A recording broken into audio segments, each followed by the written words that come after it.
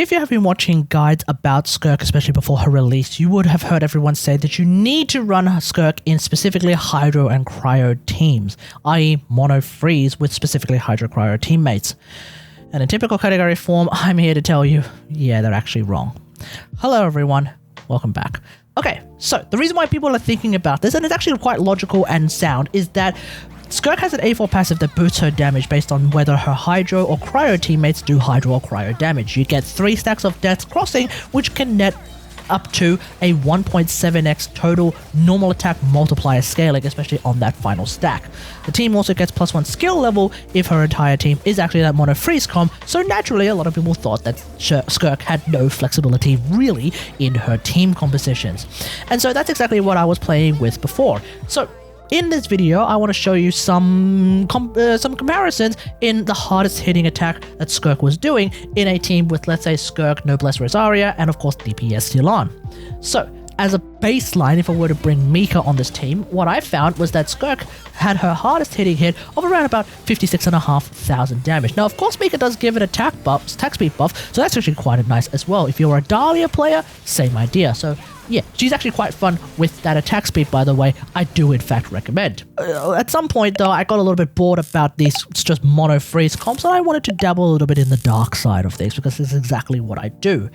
Because a wise man once said, the dark side of the Force is a pathway to many abilities some consider to be unnatural. If one is to understand the great mystery of Skirk, one must study all its aspects, not just the dogmatic narrow view of the guide makers. And so, I decided to break the rules and go against the grain and try out some characters that aren't exactly Hydro or Cryo. What did I do? Well, first off, I tried out C2 Xilonen because the Jeff reckoned at the time that C2 Xilonen is basically the same as Mika when it comes to buffing Skirk, and what I found is, no, C2 Xilonen is actually a little bit better. C2 Favonius Xilonen actually resulted in Skirk's hardest hitting hit of around about 66,000 damage, which, mind you, is about 10,000 more damage than Mika, so that's actually a pretty marked improvement.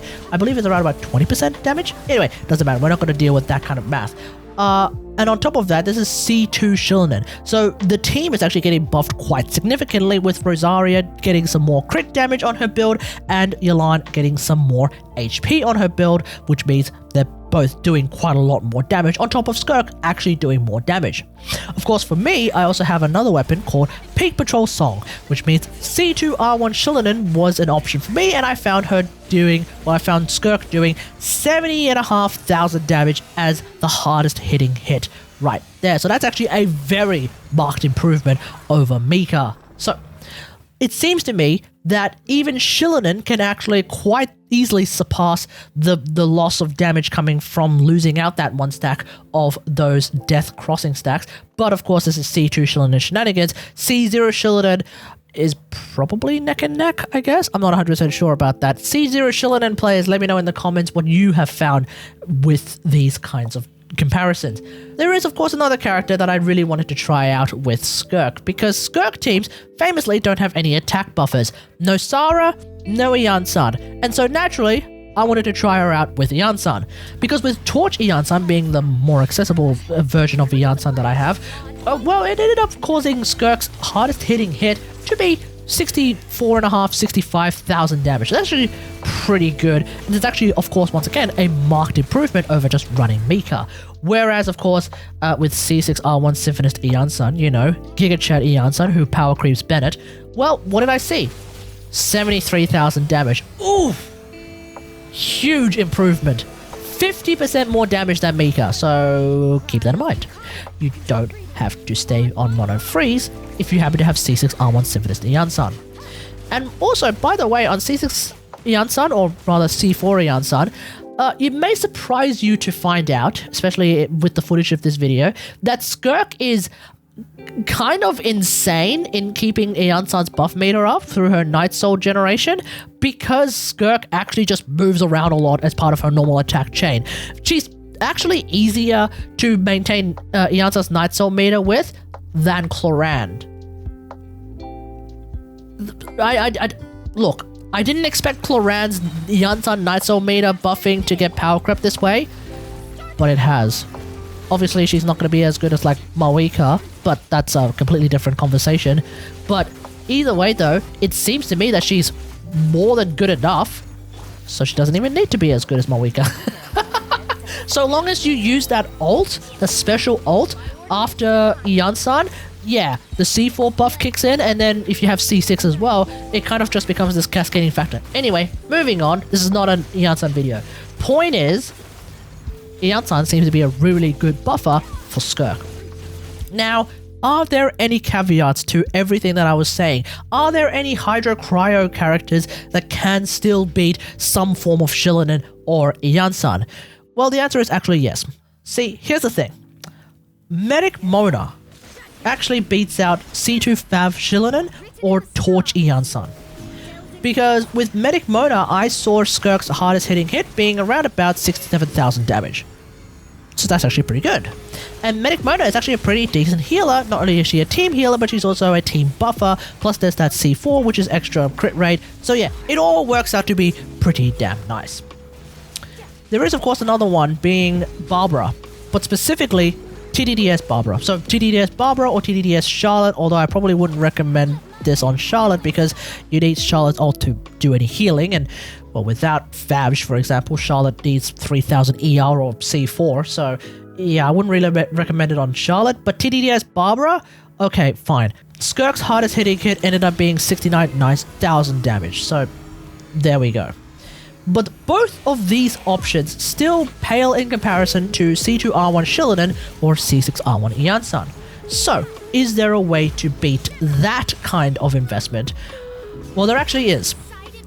TTDS Mona.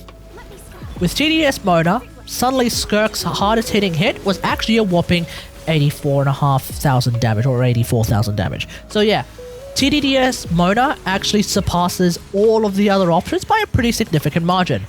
TTDS Mona, which is no longer a healer as opposed to Medic Mona.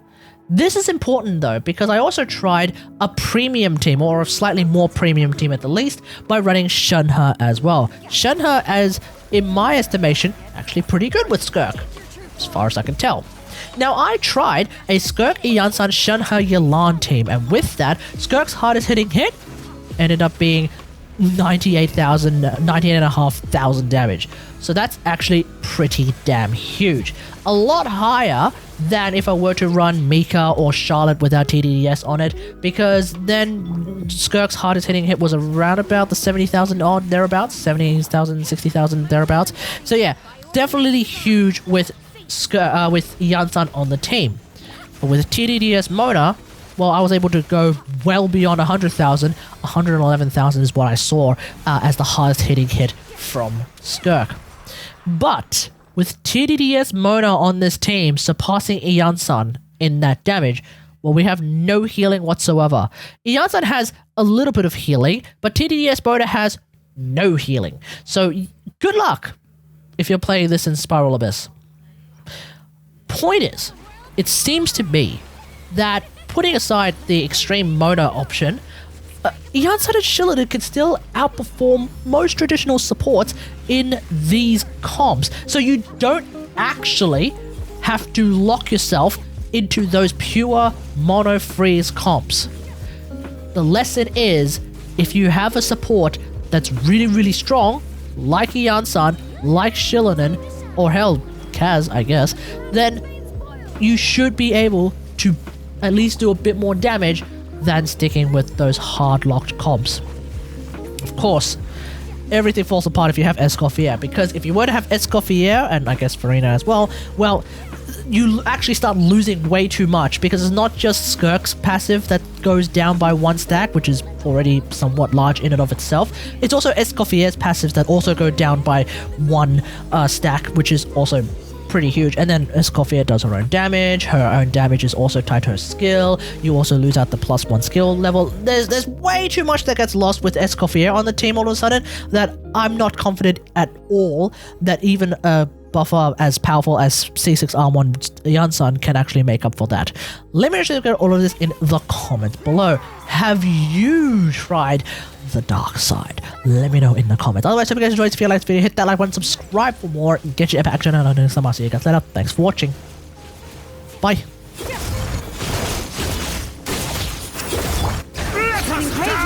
My dearest. to remember the steps this time? The night is cold. Don't be scared. Faster, stronger. Let's... I thought I had